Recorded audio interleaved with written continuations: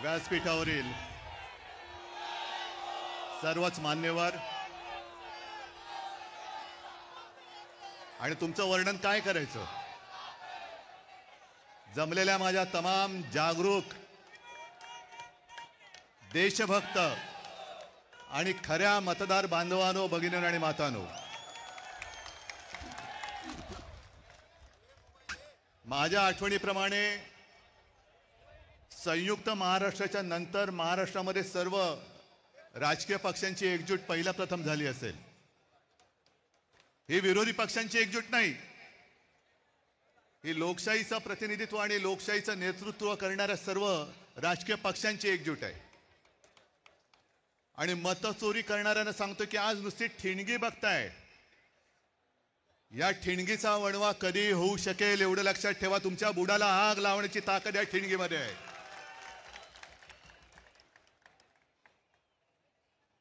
मध्यंतरी एक मी शब्द वापरला तो गाजला. कोणता शब्द तुम्हाला कळेल? शोलेमध्ये एक डायलॉग आहे, दूर गांव में जब आधी रात बच्चा रोता है तो माँ कहती है सो जा नहीं तो. तसं आज तुम्हाला सांगतोय की आता जागे झाल्यात, जागे राहा, नाहीतर ॲनाकोंडा आ जाएगा. या ॲनाकोंडाला आता आपल्याला कोंडावंच लागेल, कारण नाहीतर सुधारणार नाहीत.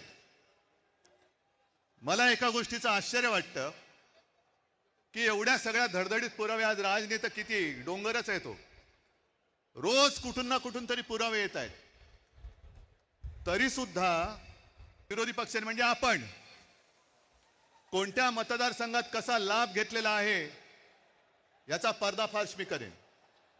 मी मुख्यमंत्र्यांना तुमच्या सगळ्यांच्या साक्षीने आव्हान देतो आहे की तुम्ही आमचा पर्दाफाश कराच, करूनच टाका एकदा. काय ते दूध का दूध, पाणी का पाणी.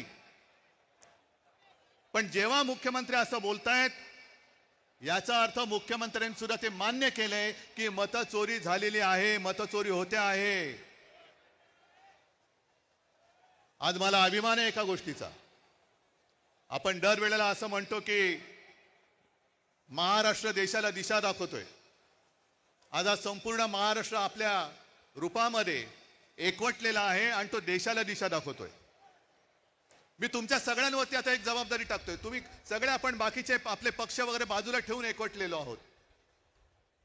ज्या गोष्टी आता आम्ही करतो आहोत, शिवसेना, महाराष्ट्र नवनिर्माण सेना, राष्ट्रवादी काँग्रेस, कम्युनिस्ट, शेतकरी कामगार पक्ष सगळ्यांचे कार्यकर्ते करतायत, तसं मी सर्व मतदारांना आवाहन करतोय, राज्यातल्या नव्हे तर देशातल्या, की सगळ्या जणांनी आपापलं नाव आपल्या यादीत आहे की नाही हे पुन्हा जाऊन तपासा.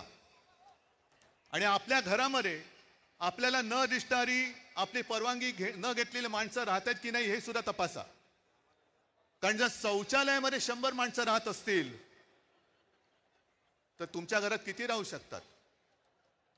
आणि मी मतदारांना का सांगतोय, कारण हे तर सगळे राज तू दाखवले, बाकीच्यांची जशी दुबार तिबार नाव आहेत ती. आज मी दाखवतोय एक असा अर्ज आहे की त्याच्या अर्जाखाली एक शेरा आहे.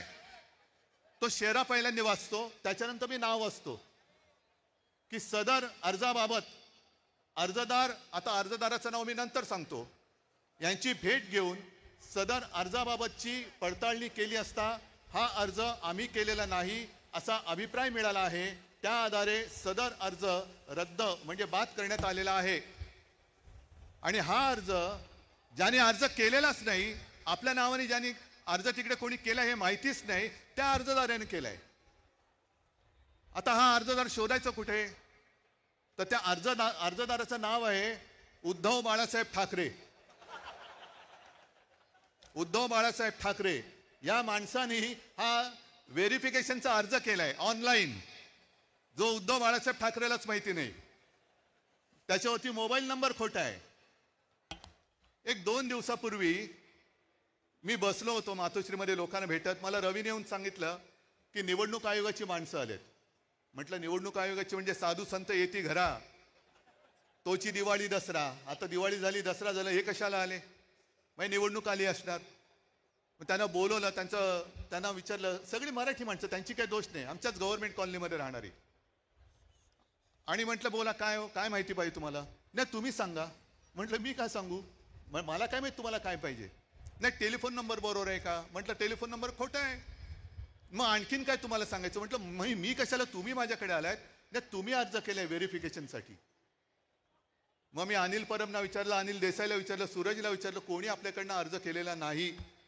आणि विशेष म्हणजे हा अर्ज कधी केला गेलाय? 23/10/2025 म्हणजे कालच्या 23 तारखेला अर्ज केला गेलेला आहे.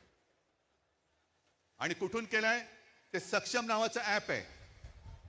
तर सक्षम नावाच्या ऍपवरनं हा प्रकार कशासाठी कोण करत होतं?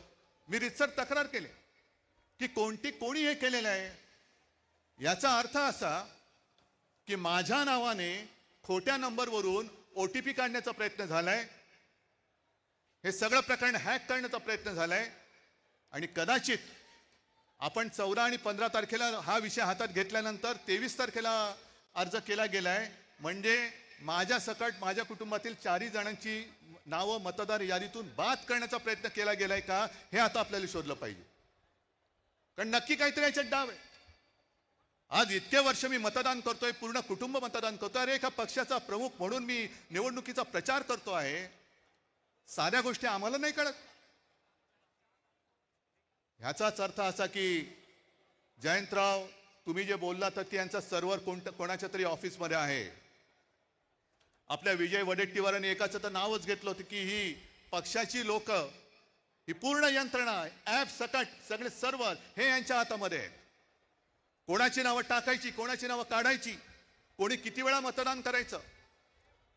आमचं म्हणणं असं अजिबात नाही की आम्ही निवडणुका होऊच देणार नाही. आम्हाला निवडणुका पाहिजेत.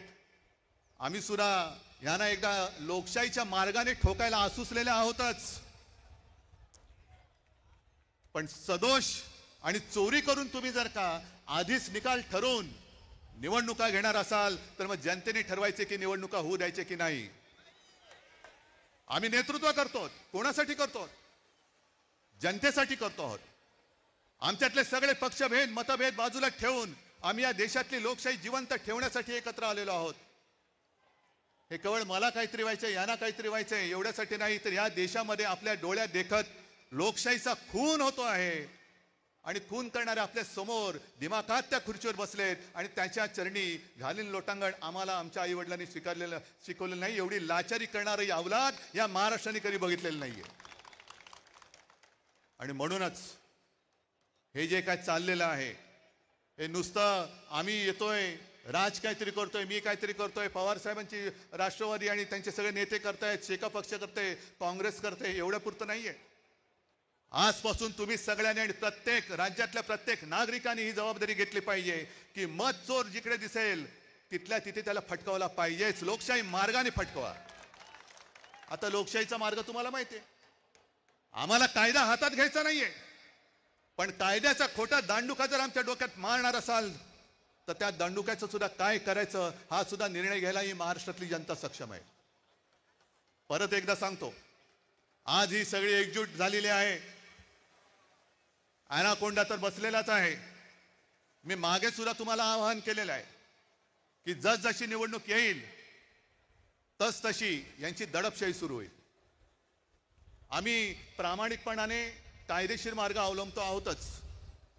येत्या काही दिवसात हे सगळे पुरावे घेऊन आपण न्यायालयात जाणार आहोत. बघू न्यायालयामध्ये तरी आपल्याला न्याय मिळतो की नाही याची सुद्धा परीक्षा होईल. निवडणूक आयोग तर तिकडे लाचार झालेलाच आहे. शिवसेनेची केस तिकडे सर्वोच्च न्यायालयात 3-4 वर्ष सुरूच आहे. पण आता मात्र आम्हाला न्याय पाहिजे. सगळे साक्षी पुरावे दिल्यानंतर आम्हाला आता न्याय मिळाला पाहिजे. आणि जर का त्या न्यायालयात न्याय मिळेल अशी आमची खात्री आहेच, पण नंतर जनतेचं न्यायालय या सगळ्या मतचोरांचं काय करायचं याचा निर्णय घ्यायला सक्षम आहे. तुमच्या मनगटामध्ये ताकद आहे का नुसतं आम्ही दोघं भाऊ बनून एकत्र आलोय म्हणून आता आपलं काम झालं? आम्ही एकत्र आलोय ते तुमच्यासाठी आलेलो आहोत.